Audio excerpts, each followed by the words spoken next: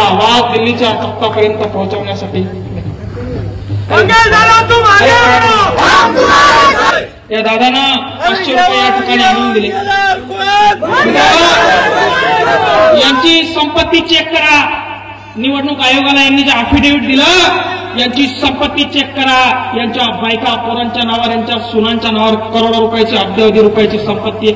माझा affidavit check करा, मी एक गाडी गाळली तर या पोरांनी शहाणपणा केला, मला या ठिकाणी गाडी घेऊन दिली तर त्या गाडीचं मला बदनामी करायला लागली। ते जनसमुदाय या ठिकाणी असे पैसे देऊन मला मदत करायला लागले, 500 रुपये देऊन, 100 रुपये देऊन माझा मान सन्मान करायला लागले।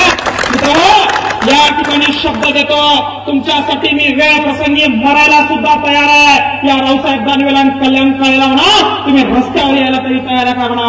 याला तुमची औकात आहे का या शेतकऱ्याच्या पोराला खरेदाची? हे शेतकऱ्यांनी असे 1000-500 देऊन मला मोठं केलंय आणि या कष्टाचे दाणे खाऊन या ठिकाणी उभं राहायला लागलोय, या निवडणुकीला समोर जायला लागलोय। आणि तुमच्या आशीर्वाद मला मारुती महाराजांच्या साक्षीने सांगतो, आमच्या गावामधून तुम्हाला 70% मतदान होणार।